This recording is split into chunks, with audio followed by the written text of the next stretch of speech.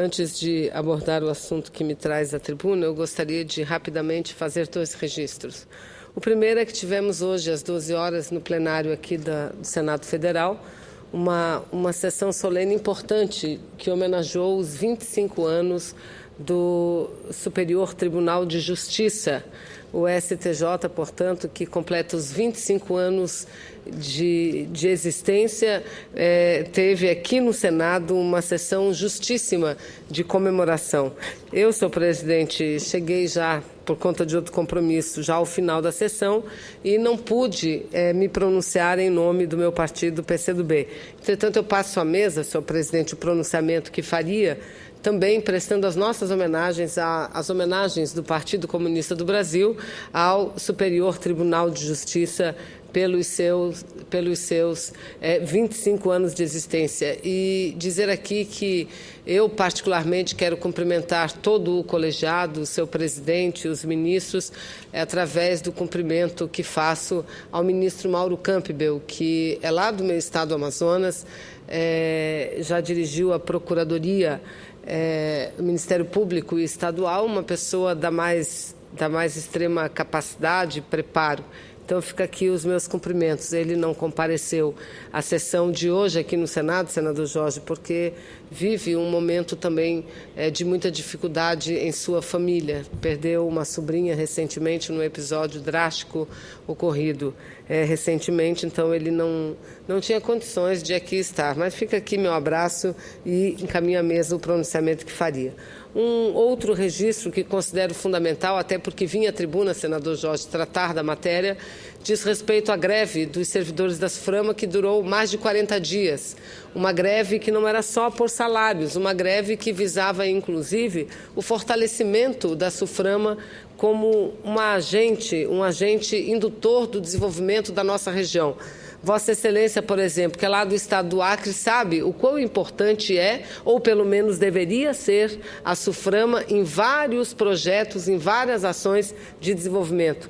Quando Vossa Excelência esteve à frente do governo do Acre, tenho certeza, e aqui me lembro das inúmeras parcerias feitas com a superintendência da SUFRAMA no sentido de alavancar o processo de desenvolvimento. Então, essa era uma greve, e eu estive algumas vezes com os servidores na frente da SUFRAMA, que nenhum dia, apesar de estar em greve, deixavam de ir ao órgão. Entretanto, ao invés de trabalhar, ficavam na frente, debatendo e discutindo muitas questões e recebendo não apenas parlamentares, mas recebendo servidores públicos, organizando debates, enfim.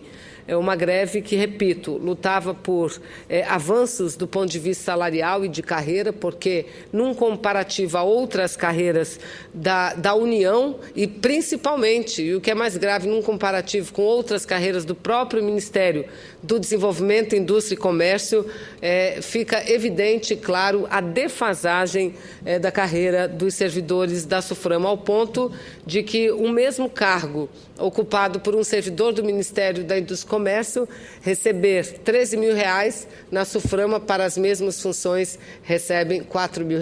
Essa é um exemplo apenas das diferenças salariais. Mas, enfim, hoje, às 12 horas, na mesma hora da sessão solene do STJ daqui do plenário, assinou-se no Ministério da Indústria e Comércio um acordo entre a categoria, entre os servidores públicos federais, da Superintendência da Zona Franca de Manaus e o governo federal. E assinando pelo governo federal o Ministério do Desenvolvimento, Indústria e Comércio e o Ministério do Planejamento, Orçamento e Gestão.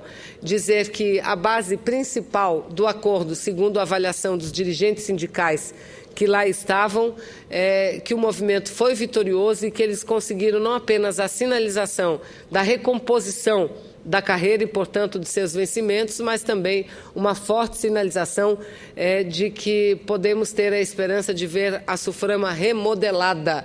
Ou seja, o modelo SUFRAMA, que nasceu há 47 anos, e por isso mesmo vigora há 47 anos, tem pela frente, não tenho dúvida nenhuma, da aprovação da emenda constitucional de autoria da própria presidente Dilma, terá pela frente mais 50 anos, que é o que prorroga, a emenda constitucional prorroga por mais 50 anos. Então, é necessário que nasça uma nova estrutura, uma estrutura mais ágil, uma estrutura mais moderna. E, senador Jorge Viana, tenho certeza que, como a bancada bancada do Amazonas, também a bancada do Acre, a bancada de Roraima, a bancada de Rondônia e do Amapá, nós deveremos nos mobilizar muito. Para quê?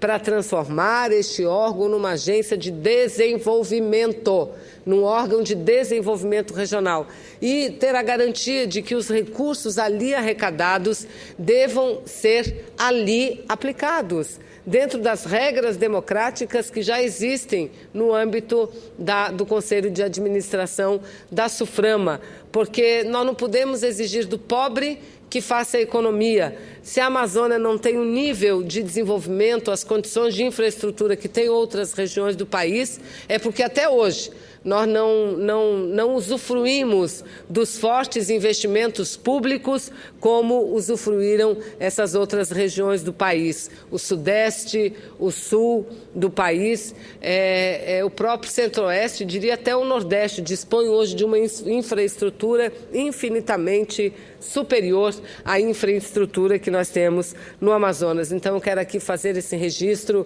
cumprimentar os servidores pela maturidade, pelo nível de responsabilidade que eles têm perante o órgão e perante a reunião, assim como o governo federal que propiciou que a greve fosse cessada e que esse acordo importante fosse assinado. O acordo determina, senhor presidente, que num prazo de 210 dias terá esse prazo uma comissão que será formada já a partir de amanhã para elaborar um novo plano de carreira e apontar também para mudanças estruturantes dentro do âmbito da Superintendência da Zona Franca de Manaus. Mas, senhor presidente, feito esses dois registros breves, eu quero aqui falar a respeito de uma decisão tomada, a respeito da reunião, da sessão da semana passada do Supremo Tribunal Federal, do STF, em que foi retomada a avaliação, o julgamento da ADIM, da ação direta de inconstitucionalidade ingressada pela Ordem dos Advogados do Brasil, OAB, que solicita que o Supremo decrete a inconstitucionalidade do financiamento por parte de empresas para campanhas eleitorais no Brasil. Naquela sessão, apesar do ministro Gilmar Mendes ter apresentado um pedido de vistas, 2 ministros fizeram questão de antecipar já os seus votos e votar. Ou seja, o placar que estava de 4-1 passou a ser com a antecipação do ministro Marco Aurélio e do ministro Ricardo Lewandowski, o placar ficou em 6-1, ou seja, dos 11 ministros, 7 já votaram, faltando o voto, recolher o voto de 4 ministros, mas dos 7 que já votaram, somente um ministro, Teori Zavascki, votou contra e todos os demais, incluindo o relator, votando a favor da ação impetrada pela OAB, ou seja, decretando a inconstitucionalidade do financiamento pelas empresas, por pessoas jurídicas, a campanhas eleitorais. No mesmo dia, porém antes, em que o tribunal votou a matéria, a Comissão de Constituição e Justiça analisou um projeto meu, um projeto que tratava também de financiamento, mas partia de outros aspectos, e que o relator da matéria, senador Roberto Requião, apresentou uma emenda substitutiva e, na emenda, fazendo a leitura deste novo momento, em decorrência de que meu projeto era do início de 2012, o Supremo ainda não havia iniciado o julgamento dessa ação da Ordem dos Advogados do Brasil, que o fez somente em dezembro do ano passado. O senador Requião, entendendo o momento, compreendendo o momento, fez uma emenda e também, a partir dessa emenda, considerou proibido, determinou a proibição de empresas privadas contribuírem com campanhas eleitorais. Tenho outros projetos desse jeito. Aliás, desde que eu assumi a Câmara dos Deputados em 1999, um dos primeiros projetos que eu apresentei lá, senador Jorge Viana, tinha este conteúdo e esta preocupação.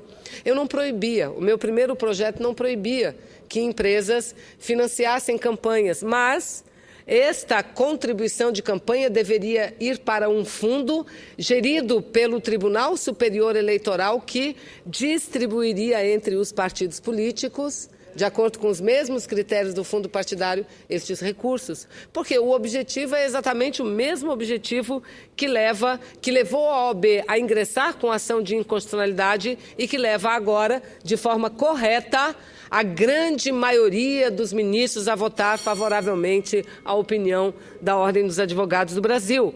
Porque não há como permanecer e perdurar o sistema que nós temos hoje, senador Jorge Viana. Eu conheço a opinião de Vossa Excelência, que também tem projetos e que rejeitou, como Vossa Excelência próprio falou lá na Comissão de Constituição e Justiça, um mês antes, por inconstitucionalidade, havia rejeitado. Mas era a leitura que tínhamos anteriormente. Que bom que agora a maior instância do Poder Judiciário do Brasil analisa essa matéria. E aí o que a gente percebe? Algumas movimentações, inclusive notícias de que um grupo de parlamentares estão se organizando, senador Jorge, para apresentar uma emenda constitucional para legalizar esse tipo de contribuição eleitoral. Ora, vamos ler o que diz a ação da OAB, vamos ler o voto de cada um dos senhores ministros, porque as ministras ainda não votaram, nem ministra Carmen Lúcia, nem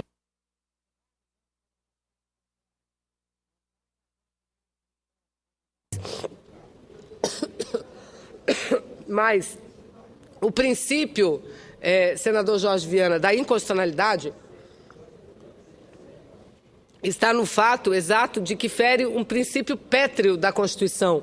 Porque quando há essa possibilidade, livre-arbítrio de qualquer empresa, qualquer pessoa jurídica investir em determinadas campanhas eleitorais de A, B, C ou D, isso faz com que o jogo político esteja desequilibrado.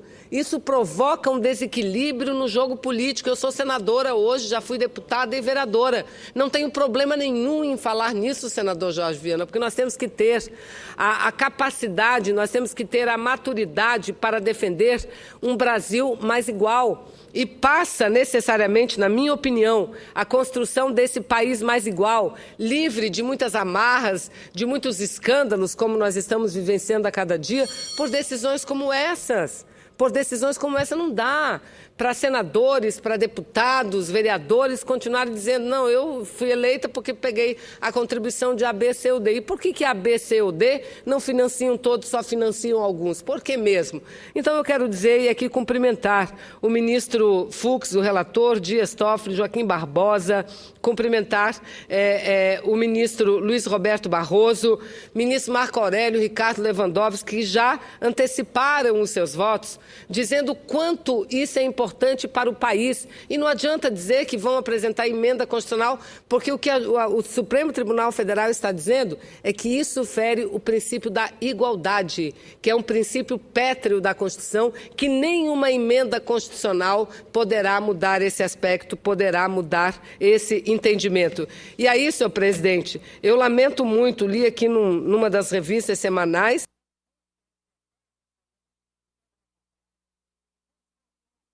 seguinte, venceu o pior argumento. Mas se a gente for, esse é o título da matéria, venceu o pior argumento, ora, numa votação que está 6-1. E se a gente lê a matéria, a gente vê que a própria matéria tem dificuldade de mostrar o porquê que está vencendo, entre aspas, o pior argumento, na opinião deles. A matéria, pelo que eu li, está uma matéria muito boa e sinaliza para o quê?